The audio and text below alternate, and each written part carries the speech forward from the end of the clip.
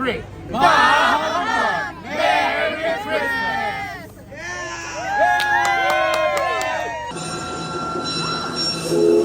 Oh, wow. 1817, now arriving in Calico, passengers will disembark.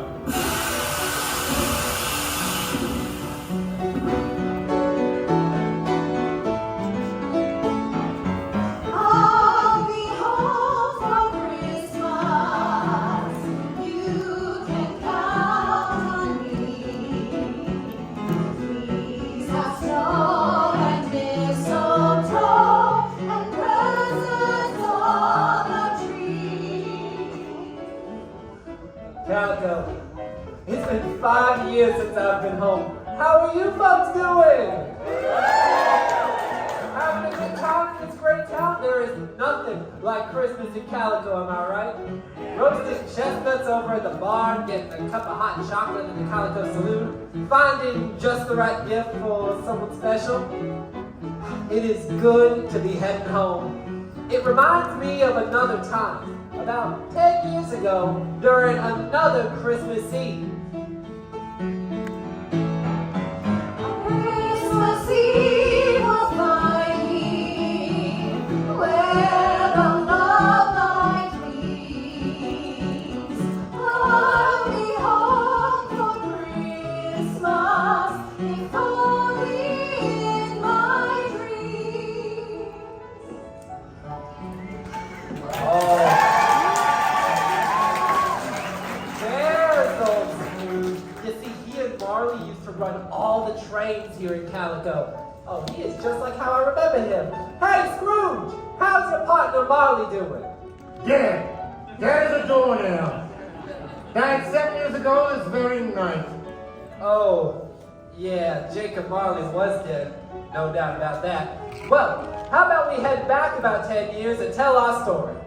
I want these trains on time. I don't care that it is Christmas Eve. Scrooge never painted over Marley's name. There it stood on the train platform, Scrooge and Marley. Sometimes new passengers called Scrooge Scrooge, and sometimes they called Scrooge Marley, but he answered both names. It was all the same to him. Old Scrooge was a tight-fisted, squeezing, wrenching, Grasping, clutching.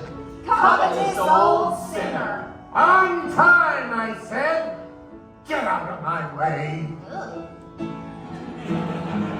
Christmas Eve will find me where the love light gleams.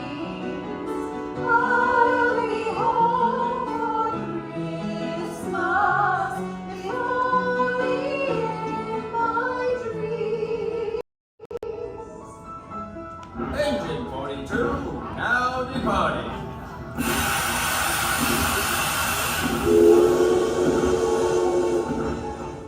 It was a cold, bleak, and biting winter in Calico. The sky was dark, there hadn't been any sunshine all day, as if Heavenly Father himself knew that there must be darkness before there is light. And Scrooge was an icy soul who kept the world out, basically warning all of humanity to keep its distance.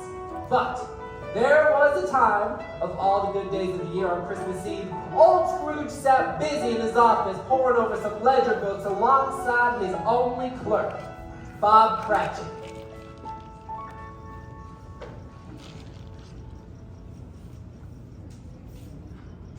Mr. Cratchit, there may be a gold rush going on, but no man ever got rich by squandering his fortune. But sir, the fire's dying. Let it die. The warmth is sufficient. But sir... Mr. Cratchit, put another scrap of coal on that fire, and your next train ride will be to the unemployment line. Yes, sir. Merry Christmas, Uncle. God save you. Bah! Humbug! Christmas? A humbug? Uncle, you don't mean that, I'm sure. I do. Merry Christmas. What right have you to be merry? You're poor enough. What right do you have to be dismal? You're rich enough. Humbug! Don't be cross, Uncle. What else can I be when I live in such a world of fools as this? Every idiot who goes about with Merry Christmas on his lips should be boiled with his own pudding and buried with a stick of holly through his heart. Oh, Uncle! Nephew, you keep Christmas in your way and let me keep it in mine. But you don't keep it. Then let me leave it alone. What good has it ever done you? No. Well, I've always thought of Christmas as a good time, a kind, forgiving, and charitable time. And though it has never put a scrap of gold or silver in my pocket, I believe that it has done me good and will do me good, and I say, God bless it! Here, here! Let me hear another sound from you and you'll be on that train, Bob Cratchit. First class to nowhere. Don't be that way, Uncle. Come, dine with us at the Ghost Town Grill tomorrow. No. But why? Why? Why did you marry a witches? Oh, well, because I fell in love. Because you fell in love. What happened? Uncle, you never came to see me before my marriage. Why is that a reason for not coming now? Come, have boysenberry pie with us at the grill tomorrow. Good afternoon. Why can't we be friends, Uncle? Good afternoon, nephew. Enjoy your pie and your frivolity without me. I am very sorry with all my heart that you will not come with us. But I will keep my Christmas humor to the last. So I say, Merry Christmas to you, Uncle! Good day. And a Happy New Year! Woo-hoo! Hold on! Happy New Year! Bah!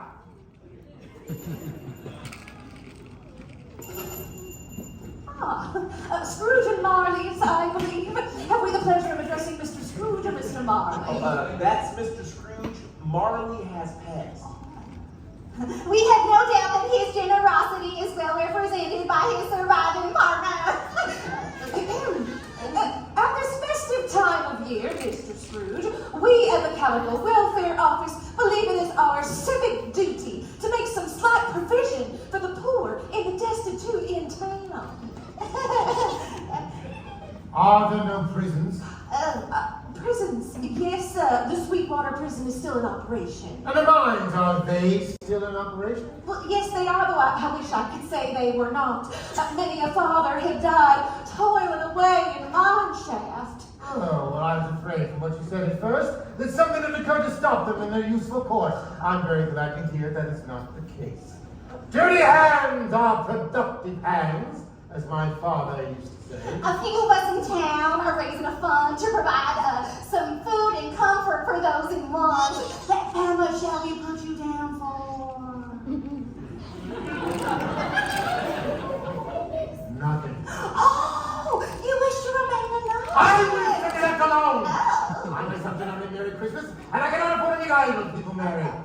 I support the institutions I just mentioned. They cost enough. Those who value office go there. But many would rather die. If they would rather die, they had better get to it and decrease the surplus population.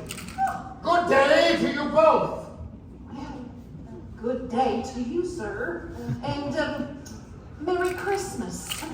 Ah.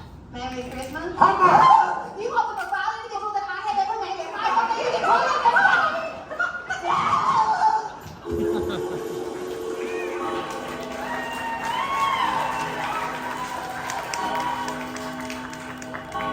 You like it?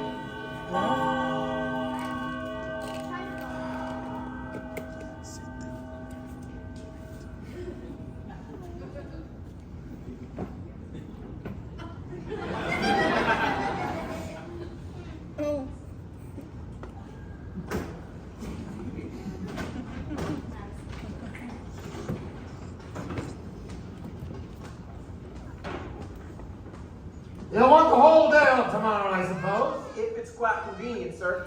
It is not convenient.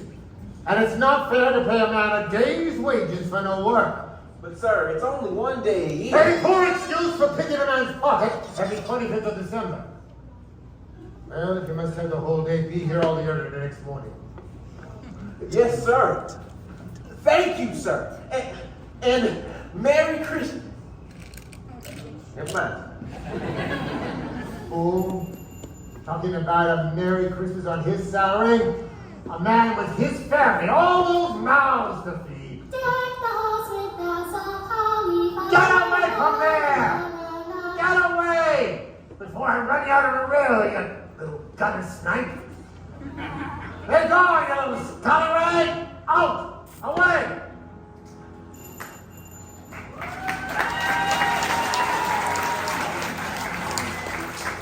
Old Scrooge made his way back to his bleak home right behind the Calico Bank.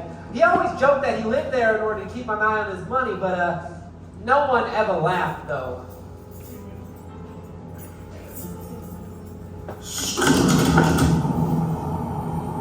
Marley?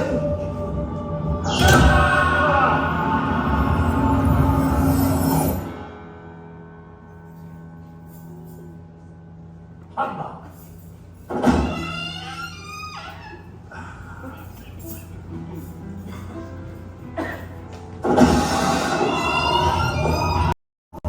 Who's there? Ebenezer Scrooge! Scrooge! What do you want? Who are you? In life, I was your partner, Jacob Marley. You know what more is this one, right? Humbug! I'll tell you. You don't believe in me? No, I don't. You're a humbug. Go on, Let me know how the connection's holding on. Foolish man, do you believe in me or not? I do, but why do you come to me? It is required of every man that the spirit within him walk among his fellow man. If the spirit does not go forth in life, it is condemned to do so after death. You are wrapped in chains, Jacob. Why? I bear the chains that I forged in life. Link by link, yard by yard, of my own free will. The chains you bear were as heavy and as long as this 7 Christmases ago. And you have labored on it since. Please, Jacob, speak some comfort to me. I have none to give. I cannot make up for my wasted life. But Jacob, you made the trains run on time. You were a good man of business. Business! Mankind was my business. Charity and mercy were my business. Hear me, Ebenezer. Hear me. You still have a hope, a chance to escape from fate. And that is why I have come to you. You always were a good friend to me, and thank you, Jacob. What is it you intend to do? Tonight, you will be haunted. Haunted? Did you say haunted, Jacob? I did. My 3 ghosts expect the first when the clock tolls of 1. Couldn't I take all 3 at once and just get it over with? Look to it! Yes, it Look is. to where you have no hope to escape my pitiless fate. My time is nearly done. Remember me, Ebenezer, and remember what has passed between us! I will, Jacob! I will! Jacob! Jacob? Humbug! It's just a bad dream. That's it.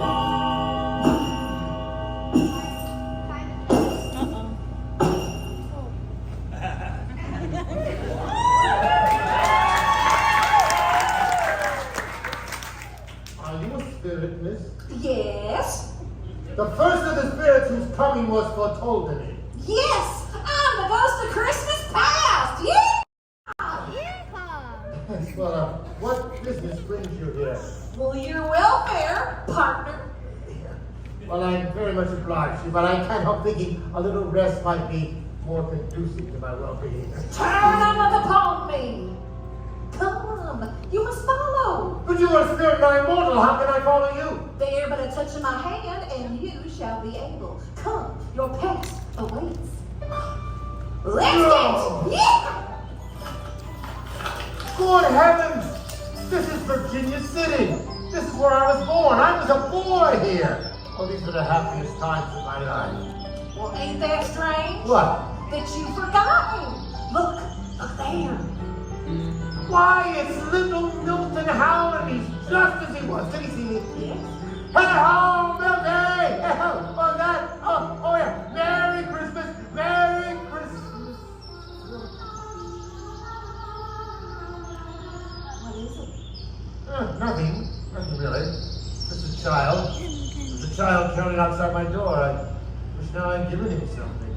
Come, let us look at another Christmas Eve from long ago. Why, it's my old school. Do you remember? Yes, I do. It is still a Christmas holiday, and yet the school is not quite deserted. A solitary boy, rejected by his father and neglected by his friends, is left alone. Yes, I know him. He is myself. Is it going to be? Yes, it is the past. She will see you as you were. Oh, my darling fan. Oh, I've come to bring you home. Home? Yes, home for good, home forever and ever. But Father is so much kinder than he used to be. He spoke to me so gently one dear night that I was not afraid to ask you once more if you might come home.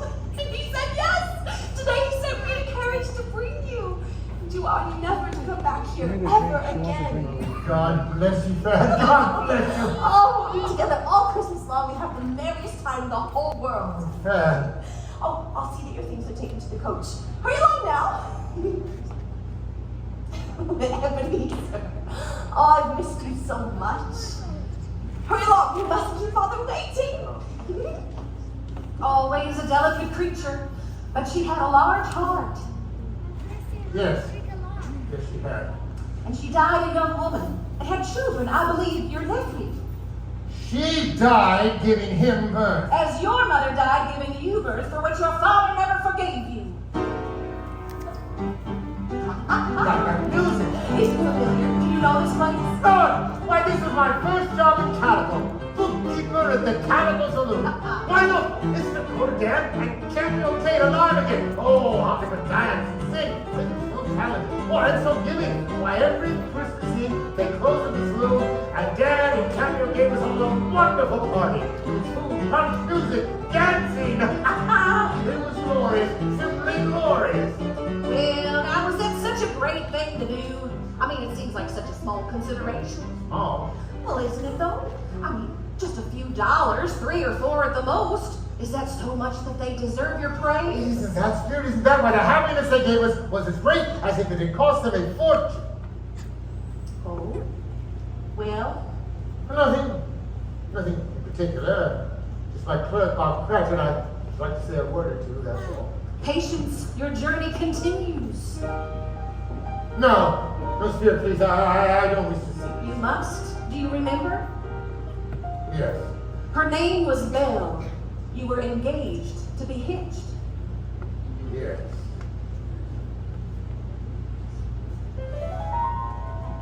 Ebenezer, I have been displaced by an idol. What idol has displaced you?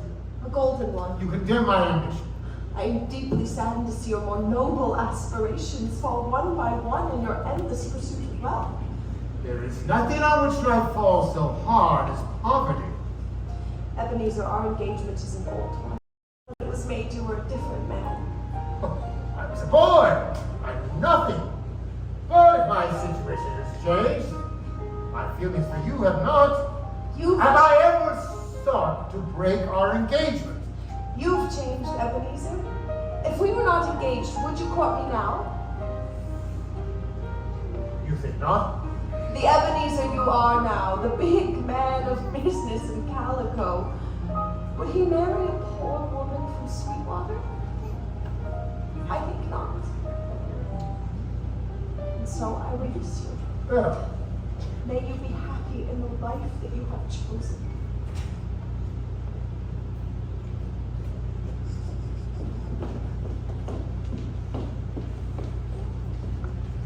Belle! Belle! Spirit, stop from this place. My time with you is nearing its end. Oh, thank goodness. But this has been your Christmas past.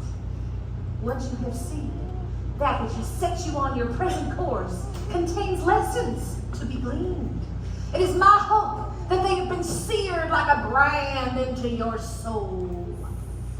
You must now look upon the present. Really, tell me more. But tell me, how did Tiny Tim behave? Oh, as good as Gold Deer and better. He sang like an angel. And somehow he gets so thoughtful sitting by himself so much. Coming home, he told me he hoped everyone in that church of reflection had seen that he was a cripple. And he hoped it would bring them pleasure to remember who made the lame walk and the blind see. And as I carried him home, he called out, "God bless us. Merry Christmas to everyone we passed." Perfect strangers. They answered and called back and said back, "Merry Christmas." And he called back, "God bless us, everyone." God bless us, everyone.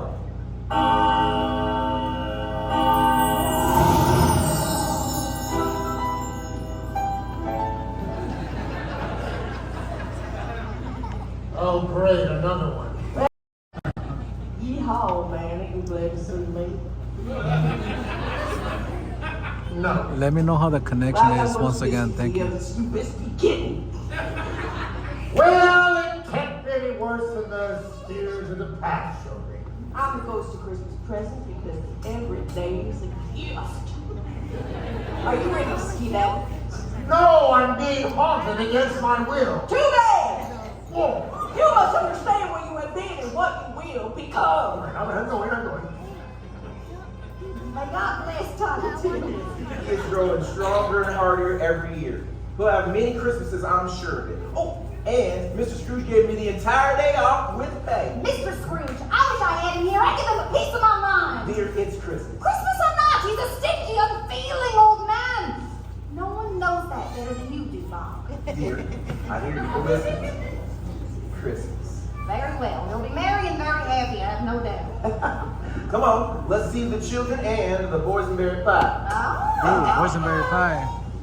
Your favorite. Spirit, tell me, will Tiny Tim live?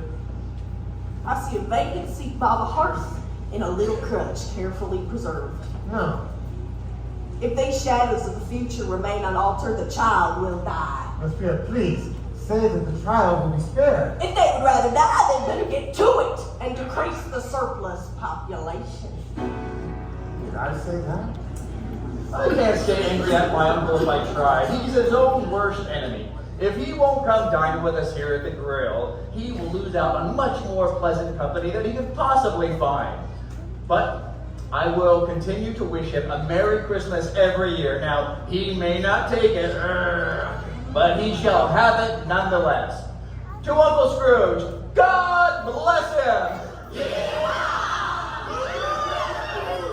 How can he be so forgiving for someone who's been so cold to him? What does he hope to gain from it? Hey, not everything in this game as you see it. Some games are simply warm feelings. Warm feelings for me? Hey, I'm as confused about him as you are. But we've gone as far to the now as we can. You must now behold the shadows of a time to come. Spirit, I know you propose to do me good and to help me become a... What's happening?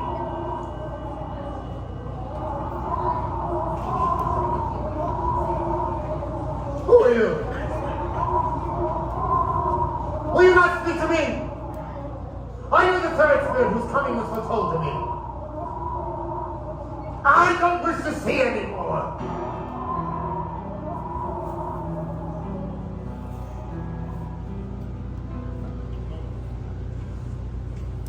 It is much past Mr. Cratchit's time. He walks a little slower these last few days. I have known him to walk very fast indeed with Tiny Tim on his shoulder, but he was very light to carry, and his father loved him so. He was no trouble, no trouble. Sorry, dear. I couldn't help myself. You went there to the cemetery. I did. It'll do you well to see it. It's a lovely place. You will see it often. I promised him we'd walk by there every Sunday. And he said that would make him very happy. You remember this name? And not to be grieved. My child. My poor little child. God! Spirit, answer me this question. Are these the shadows of things that will be? Or the shadows of things that might be? Spirit, answer me, please! Are these the shadows of things that will be or might be? The shadows of time to come may be dispelled by an altered life. Thank you, Spirit. Can you show me, in the shadows of the time to come, what is to become of me? A cemetery? Look there. Ebenezer Scrooge. He died alone. Ebenezer Scrooge. No, Spirit, please, not that. Ebenezer Spirit, please. No. Ebenezer No! Oh, bless me! I am not the man I was. I'm changed. Tell me I may sponge away the writing on this stone. Assure me there may entering the shadows of the time to come by an altered life. I will honor Christmas in my heart and try to keep it all the year long. Oh, please, Spirit, please, forgive me. Forgive me. Forgive me.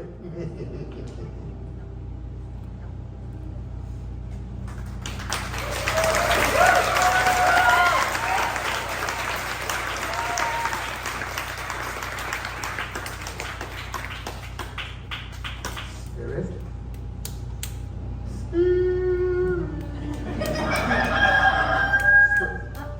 Rufus? Wait a minute. Where am I? I'm back!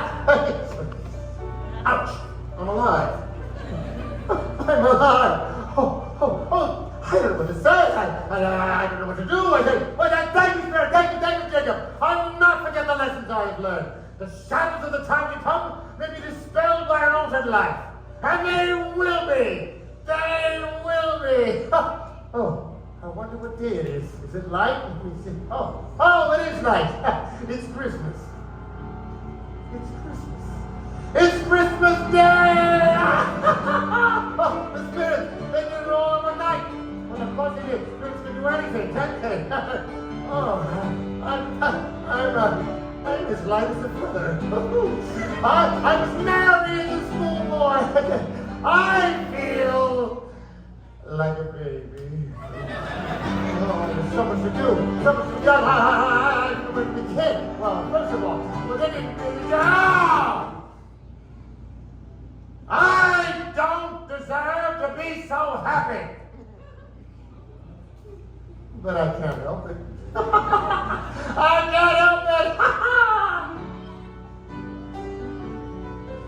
And Scrooge was changed. That very morning, he went and got a prize turkey. Not the little prize turkey, but the big one. And he sent it to Bob Cratchit and his family under the one condition that no one should know who sent it. And then, dressed in his best, he went out onto the streets.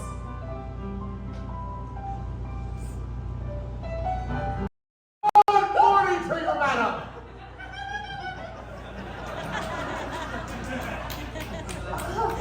Mr. Scrooge? Yes, it is. I fear my name may not be pleasant to you. Allow me to ask your pardon. And, well, if you would have the goodness to accept this, please.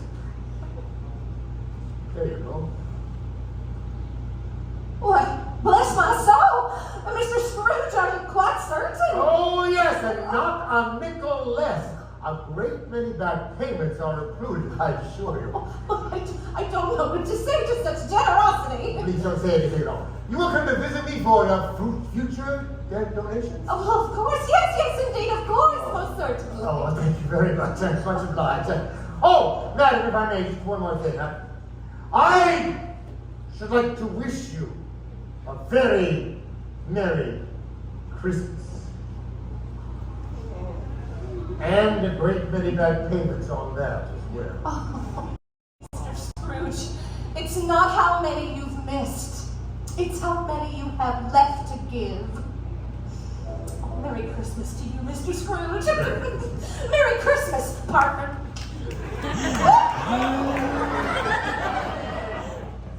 Merry Christmas!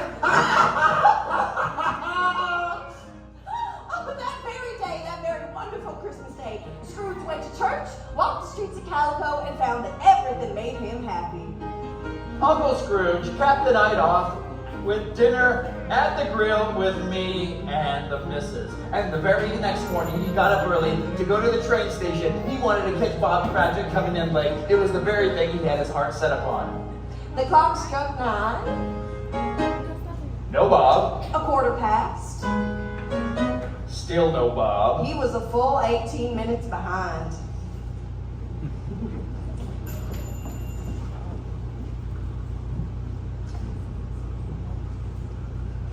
Mr. Cratchit! What do you mean by coming here at this time of day? I'm sorry, sir. I'm behind on my time. Yes, indeed, I think you are. Step this way, if you please, sir. Oh, sir, it won't be repeated. I was making rather merry yesterday, you understand? That is quite enough, Mr. Cratchit. Now, I'm not going to stand for this sort of thing any longer. And therefore, I am about to raise your salary. Please, Mr. Scrooge, please don't raise. Wait, what?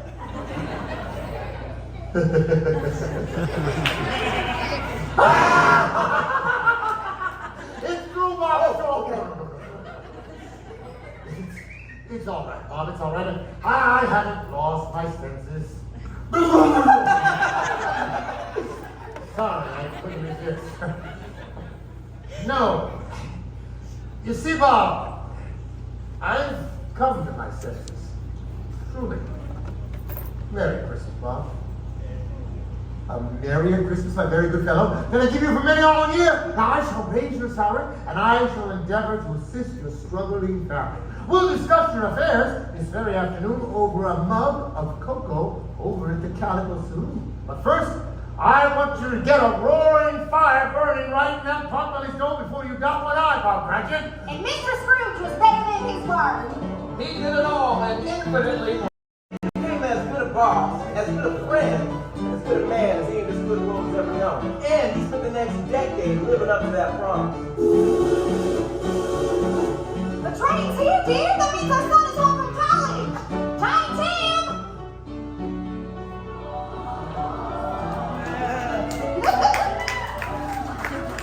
You know, Mama, personally, I don't think I'm that tiny anymore. Merry Christmas. And Merry Christmas to you, Papa. Merry Christmas, son. Over the years, Scrooge became like a second father to me. Well, it's about time you showed up. Merry Christmas, my boy. Merry Christmas, Jim. Merry Christmas, dear Scrooge. Thank you for all you've done for me. Thank you for saving my life. You know, Jim, it's you who saved mine. I may not have many Christmases left, but I intend to make each and every one of them count. And it was said of him that he was able to keep Christmas well every single day of the year. May it truly be said for all of us during this wonderfully joyous season. And so, as I have once observed, God bless us! God bless us, everyone!